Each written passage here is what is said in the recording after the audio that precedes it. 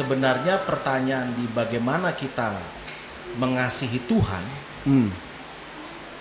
harus dijawab juga dengan satu pertanyaan, bagaimana kita menerima kasih Tuhan. Karena harus mulai dari situ gitu. Dari sumbernya dulu ya, gitu. Seimbang ya. Dan bukan hanya seimbang, Pastor Alois. Oke. Siap. Tapi itu berasal dari kita harus temukan dulu sumbernya. Iya. Kita harus temukan dulu sumber mata air, bagaimana orang bisa mengasihi Tuhan. Iya.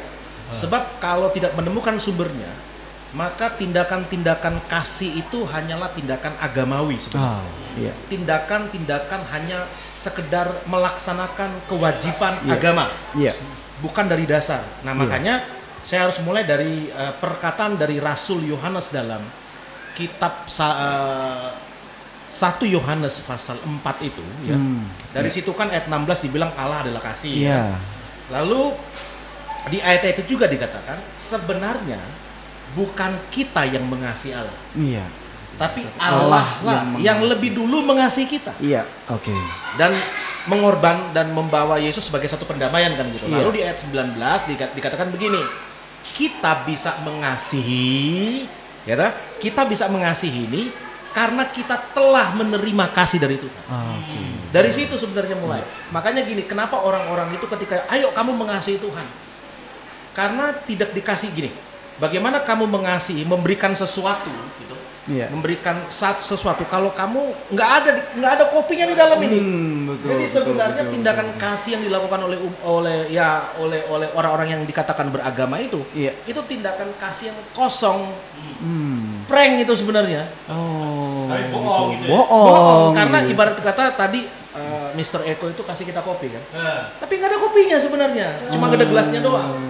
Nah, kenapa?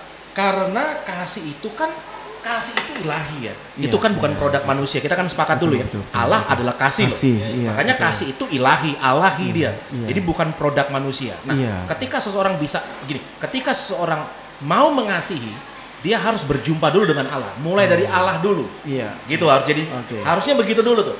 Kalau tidak, itu hanya kita pelaku-pelaku yang kemarin kita bahas ya, pelaku-pelaku agama, tetapi yang di dalamnya itu mati kosong, seperti kubur kosong. Seperti kubur yang kosong. Nah, jadi kalau kita mau bilang bagaimana kita mengasihi Tuhan, harus beres dulu di bagaimana engkau telah menerima kasih dari Tuhan.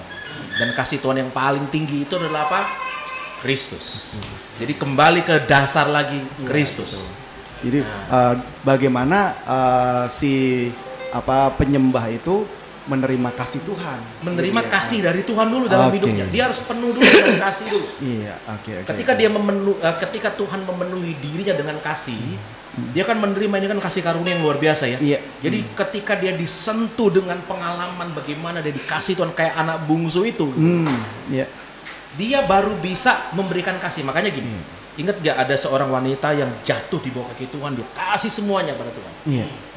Minyak wangi dan bebawa, pokoknya yang harum dan luar biasa itu. Tuhan bilang apa? Orang yang banyak diampuni, mereka yang banyak mengampuni. Orang yang banyak mengasihi, karena mereka banyak dikasihi. Dari situ dulu. Makanya kalau kita lihat ya, banyak orang-orang kan kenapa hidupnya di masa depan jadi penuh kepahitan, merusak orang, karena yang dia terima masa lalu adalah kepahitan. Tapi kalau dia menerima masa lalu, kasih yang melimpah, pengalaman kekristenannya dimulai dari ketika dia lahir baru kanak-kanak rohani, benar-benar mengalami kasih Tuhan yang luar biasa dalam hidupnya, maka dia bisa memberikan kasih. Dari sini dulu kita berangkat. Berarti itu kesadaran ya Pak ya? Karena kesadaran kan menerima kasih Tuhan. Karena kan pasti kalau Tuhan kasihnya itu kan tidak setengah-setengah. Tetapi kadang kita itu merasa diri kita kadang tidak sadar gitu. Kalau sudah dikasih Tuhan. Jadi kan perlu kesadaran diri juga ya. Untuk bisa sadar kan Alkitab berkata bagaimana mungkin Injil bisa disampaikan kalau nggak ada orang menyampaikan. Nah, bagaimana mungkin kalau orang menyampaikan kalau nggak ada berita yang disampaikan kepada dia. Jadi untuk bisa disadarkan dia harus menerima berita Injil. Kenapa Injil? Injil adalah kabar sukacita. Apa sih kabar sukacita itu? Kasih sebenarnya. Bahwa Tuhan mengasihi dia, Tuhan mati bagi dia, Tuhan mengorbankan dirinya bagi dia. Nah, dia nyadar ini bahwa dosa-dosanya sudah diampuni oleh Tuhan. Dia baru bisa kita suruh dia Ayo kamu mengasihi itu. Kalau enggak, capek dalam beragama itu. Nggak ada gini pemirsa, tidak ada pekerjaan paling lelah di dunia ini selain pekerjaan melakukan hukum agama. Nggak ada yang lebih parah daripada itu. Itu seperti kita diberi pikulan melebihi kapasitas kita. Ya. Iya. Makanya hanya hal yang adikodrati itu bukan mujizat lumpuh berjalan sebenarnya ya. Mujizat bagaimana seseorang itu menerima kasih Tuhan, itu mujizat terbesar. Ini selesai dulu baru kita ngomong tentang bagaimana mengasihi.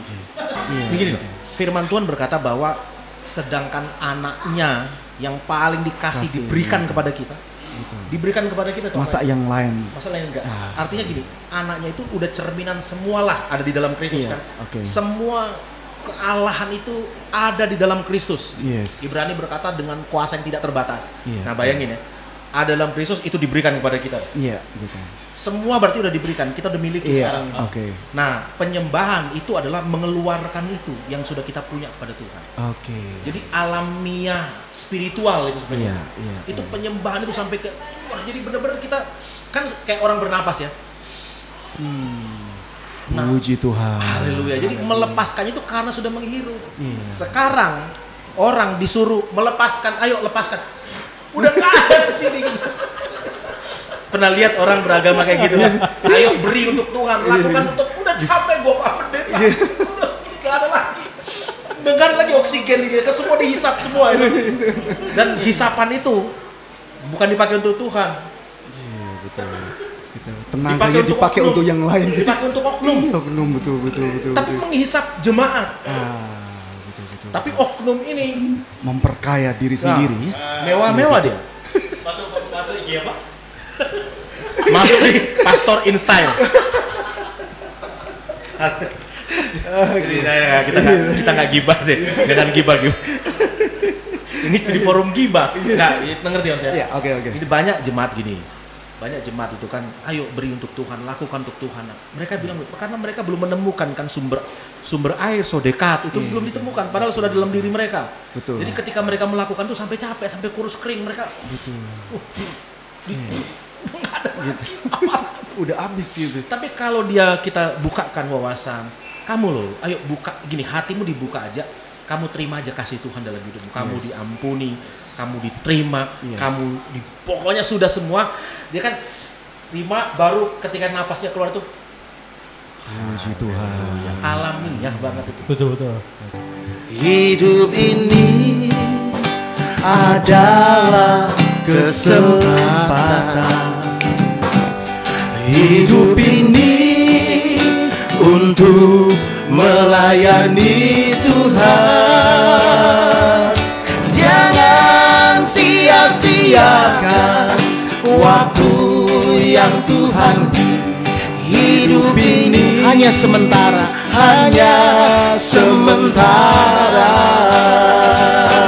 Oh Tuhan, pakailah hidupku selagi aku masih kuat.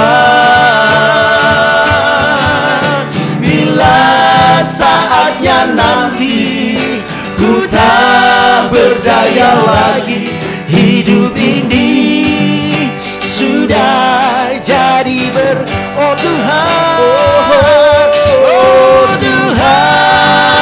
pakailah hidupku selagi aku masih kuat.